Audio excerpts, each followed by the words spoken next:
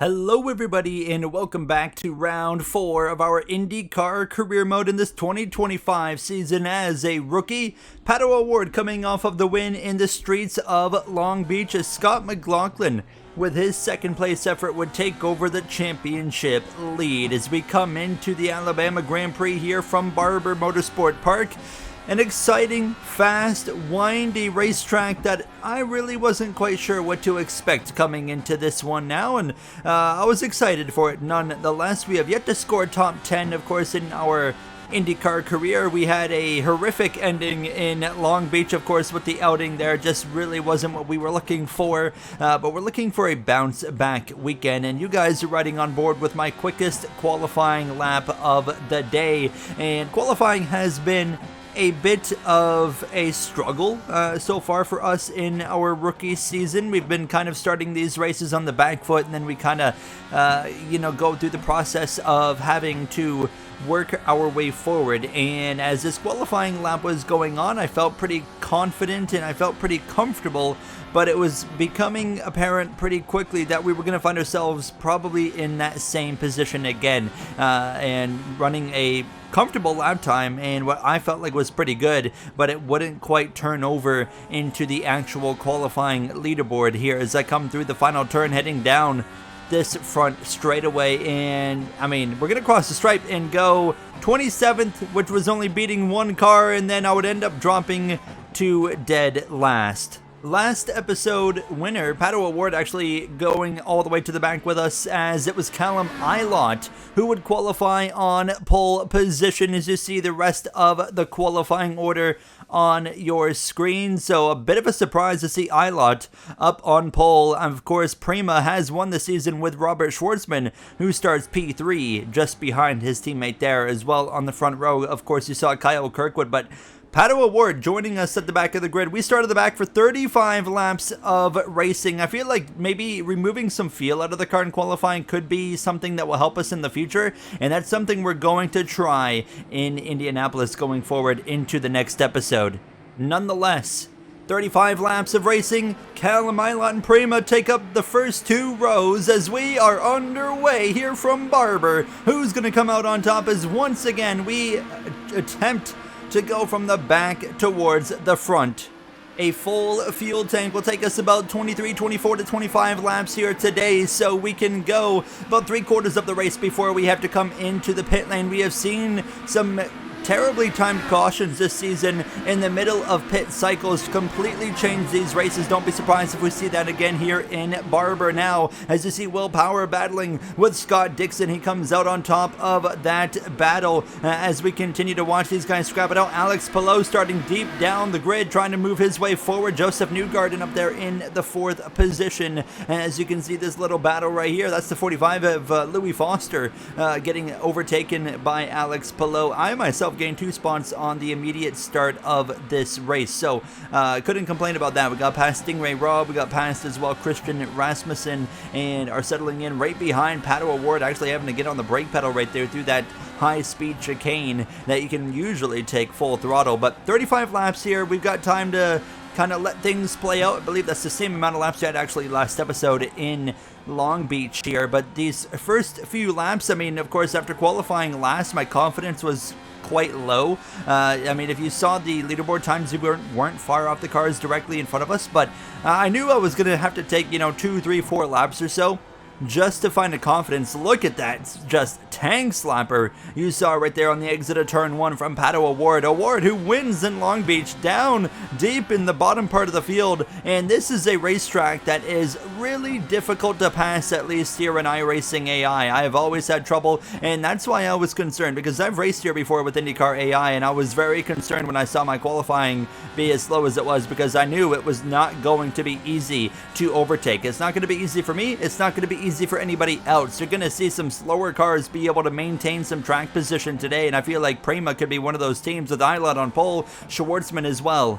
I myself just settled in here right in front of about 4/10 on Stingray Rob, and we would just continue to kind of stalk these guys. I was really trying to find that comfort and confidence in the pace, and as we completed lap 3, starting lap 4, I felt like I started to kind of get into a bit of a groove, and I was now a bit more pushy on the throttle, pushy on the apexes, getting into the braking zones, etc. Everything pretty well. I was just getting a little bit more aggressive overall, and as well utilizing some of my push to pass here to make sure I kept myself in a decent striking position as we come to lap 5. You can see still not close enough to do anything, but you can see how just difficult it is to pass. Pato O'Ward, who should be running top 5, top 6 on any given day, is struggling right now to pass Devlin DiFrancesco, my teammate and fellow Canadian here. So wouldn't be surprised if we see him maybe work his way forward eventually, but probably not far. Pit strategy and green flag pit stops are going to be crucial today. We do not want pit stops under yellow. We want green flag pit cycles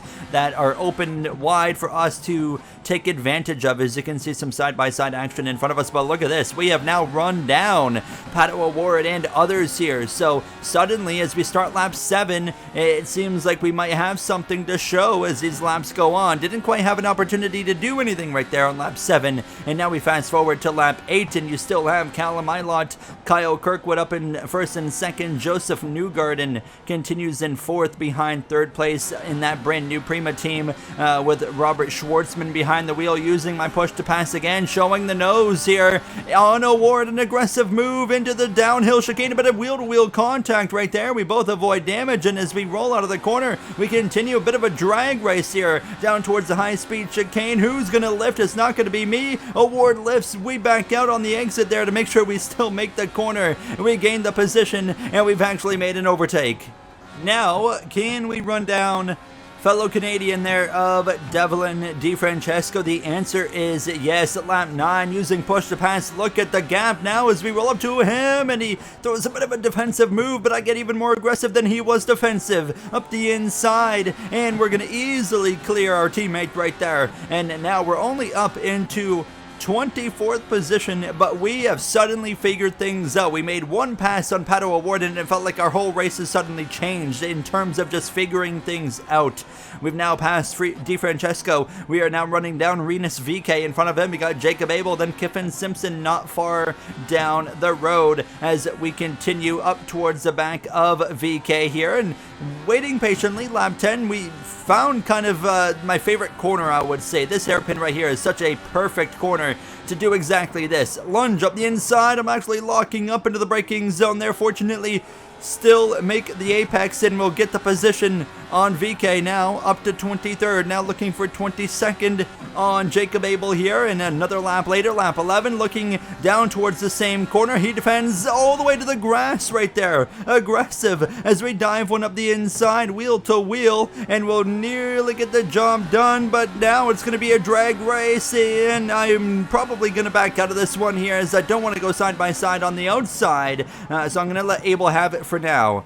So we maintain inside this top 25, and we'll wait for the right opportunity, which comes again one lap later, lap 12, looking at the same corner, using my push to pass.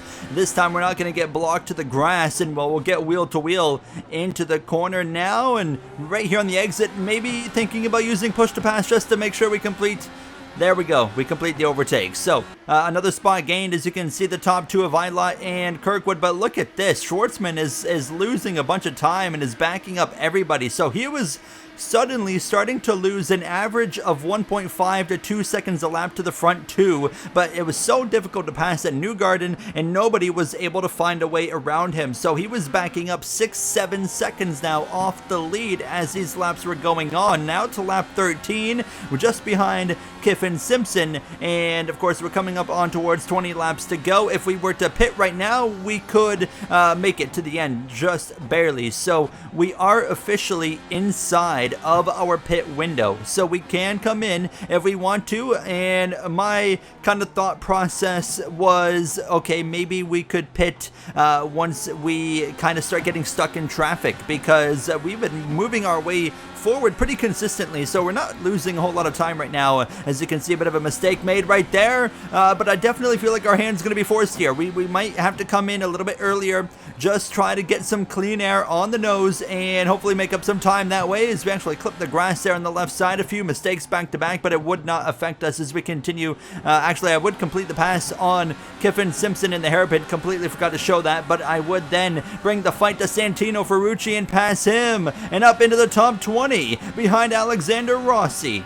We continue to fight forward, and we've gone from the back of the grid dead last, P28 to top 20 running position, and now can we go bring the fight to Rossi, move ourselves up into 19th, go after Felix Rosenquist maybe for 18th, Graham Rahal, another teammate of ours a little bit further down there in 17th position, as I was starting to get ready for my pit stop. So I selected the primary compound tire. Of course, we started on the alternates. We will be putting the primaries on. As you can see, we have run down Rossi, who got very defensive here. Now, he was not wanting to let me go by him by any means.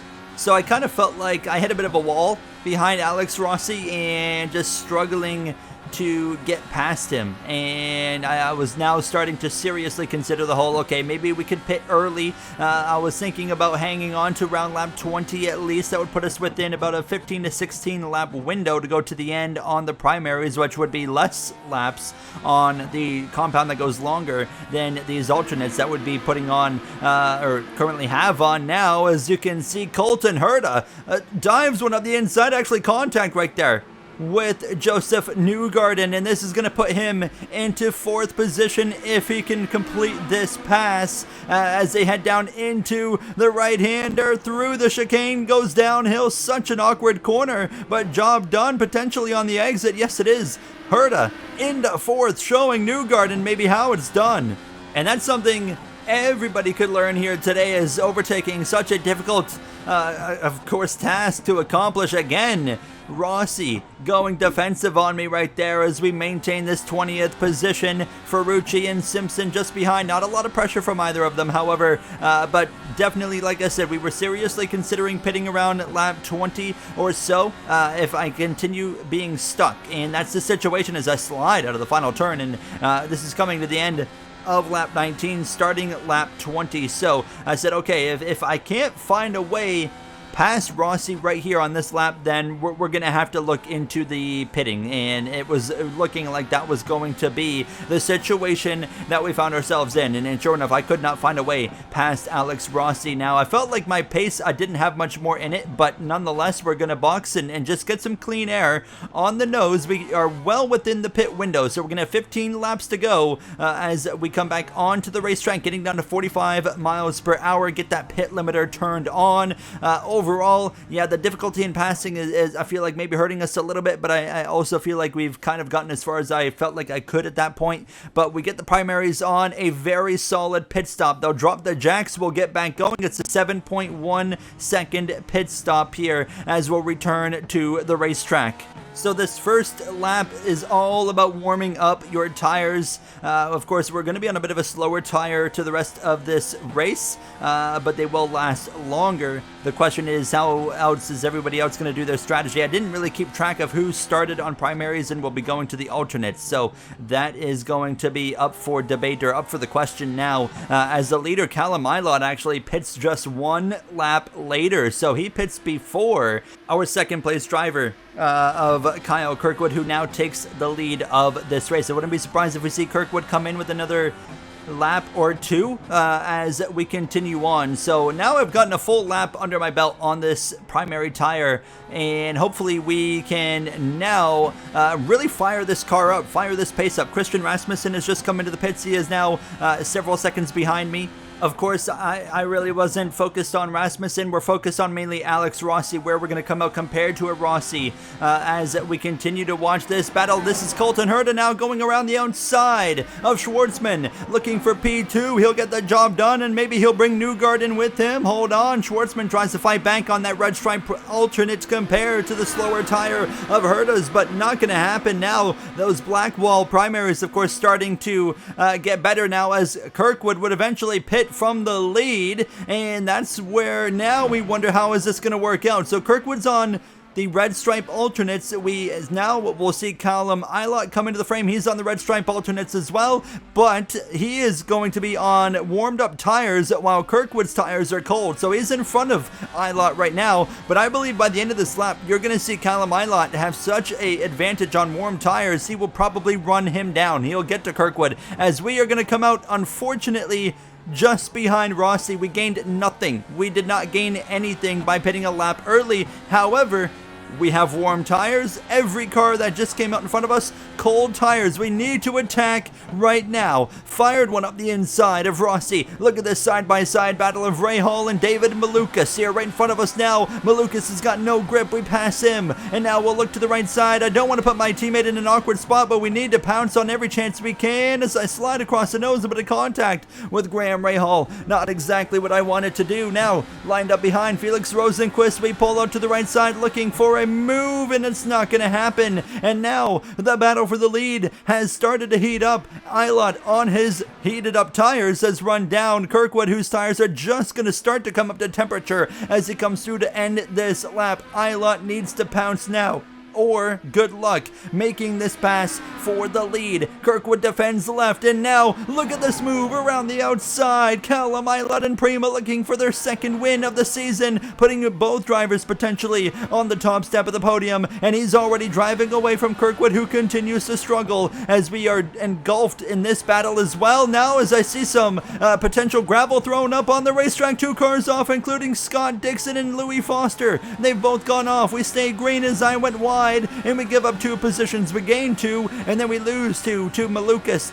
Rossi, actually Ray Hall as well. We lost 3 as we fire one immediately back up the inside of Rossi and try to gain 1 of the positions back, and we will successfully do that. And back into P18, and we'll get a replay of what just happened there, as it looked like Dixon and Foster might have come together and of course end up off the circuit now, and sure enough, it's actually Foster exiting the pit lane, and watch Scott Dixon comes into the frame right there on the right side of that orange and blue machine, and they just come together. Oh my goodness, that's an embarrassing one.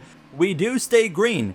No caution, but a race that has been very lackluster. It takes a bit of a chaotic twist here as everyone's completed the green flag pit stop cycle. I am just being stalked right now by Alex Rossi. I am really struggling for grip in just the same pace that they have right now. So we hit it, of course, a few laps earlier than everybody, and it just doesn't seem like now I've got the pace that I need. Now everyone's tires are warmed up as well, so we're on even playing ground at this point, and I was at least able to maintain contact with Malukas in 17th, but I didn't feel like I could do anything with him. I wasn't going to be able to get to him and make a move, and we're on lap 27 of 35. Less than 10 laps of racing to go here from Barber Motorsport Park, and of course, just trying to be in position, ready to pounce now, as, oh my goodness, Colton Herta goes around from 3rd on his own, nearly gets destroyed by Schwartzman and others as they all come by. He's sitting in a very vulnerable spot, and the full course yellow is gonna come out as I just whizzed by as well, and I actually had to throw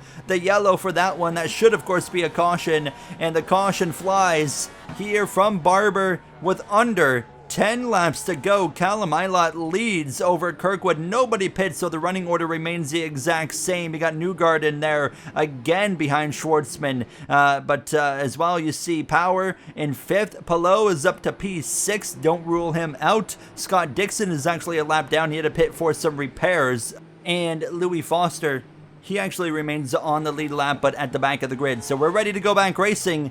It's going to be a short sprint to the end.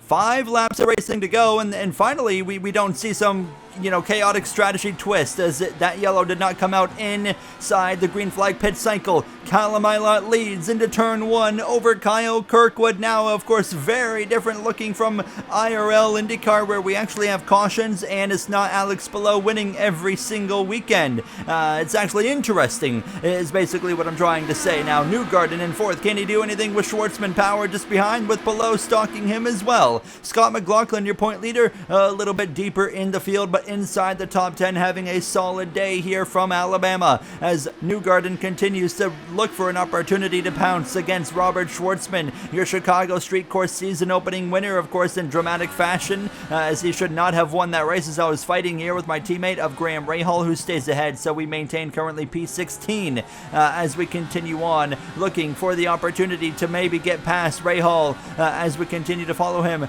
through the high-speed chicane. Have lift just a little bit right there to make sure I, of course, don't go off the circuit now, but we have 4 laps to go once we come back around to the line as we slip and slide. And that was my problem now, is to keep up with these guys. I was really having to over push the car a little bit, and of course leave myself vulnerable to those moments right there where the car might slip out from under me and catch me a bit off guard. So that was something I was trying to avoid at all costs, but at the same time you're just trying to stay within contact with these guys, because I definitely didn't have the speed on this Blackwall primary that I really needed to have. So we continue to kind of just hang on as we slide here, coming to 3 to go, and that's what we're talking about, over pushing it, and through goes Rossi and maybe Jacob Abel as well. This will drop us down into P18. Crucial to at least maintain P18 here now as we continue on with the final few laps underway. A mistake that I didn't need to make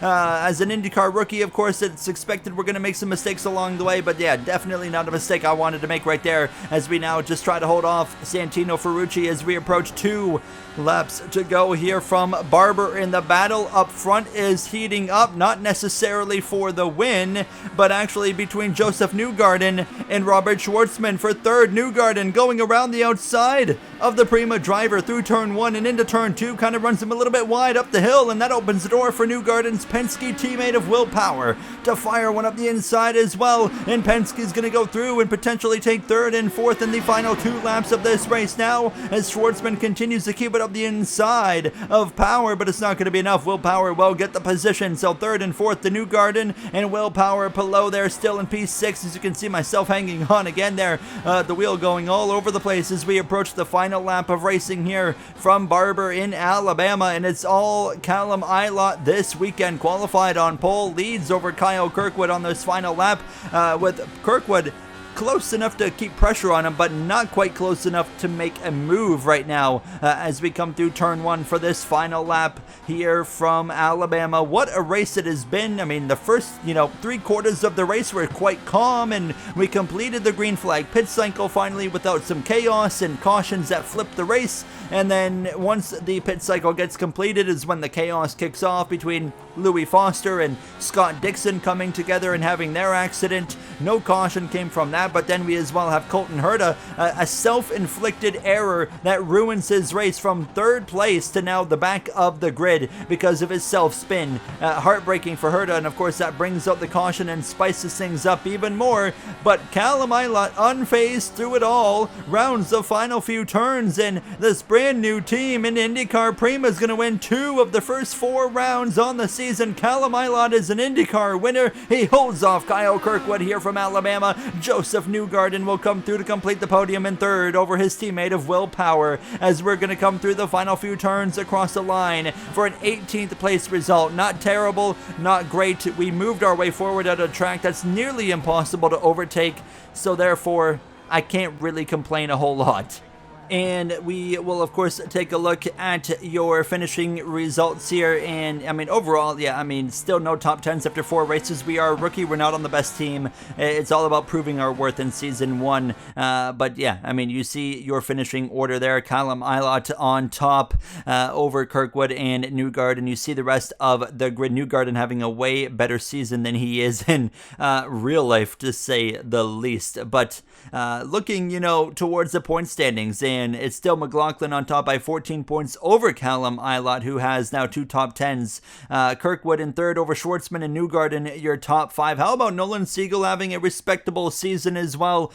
He's had 3 top 10s. As for us, we're down in 25th in the standings. We've got some serious work to do. Graham Rahal, my teammate, there just behind. Then you got Malukas and Rossi all at the bottom of the points. And next episode, we take on the Indy Road Course, which should be coming this upcoming weekend. And yeah, that will, of course, get us ready for the Indy 500. So I'll see you guys in the next one as we continue to work on getting better. Thank you for watching, and have a great day.